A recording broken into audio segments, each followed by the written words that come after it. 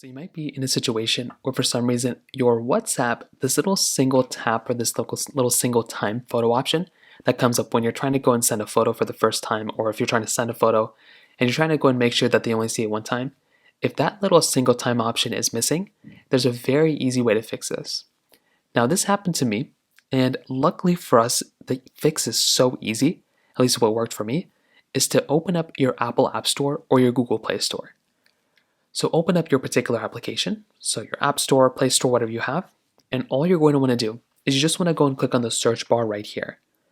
So just open up the application and you want to go and click on the search bar right here. Now go and click on it, and now what you want to do is you want to go ahead and basically click on the search bar up here.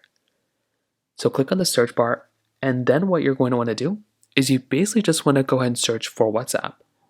So open up the app, search up WhatsApp just like this, and open up this app. Now, if there is an update button available for this application, what you're going to want to do is you want to click on that update button.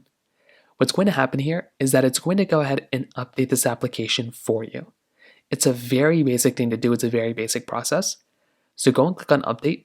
It will then automatically go ahead and update the app, open up the application, and that will probably end up fixing it. So go through, try sending out that photo again, and that is pretty much what you're going to have to do. That's what I did, and that's exactly what worked for me. Now, another thing that you could end up doing is to delete the WhatsApp application and open it up again. So find the app, delete it, so just completely delete it from your phone.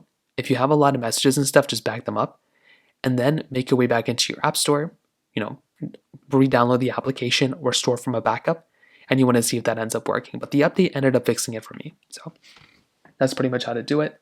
If you have any other thoughts or questions, please let me know in the comment section below. The like button, that'll mean so much, but definitely hit that subscribe button. More importantly than everything else, I love every single one of you guys. Hopefully I'll catch you guys in the next video. Peace out till then.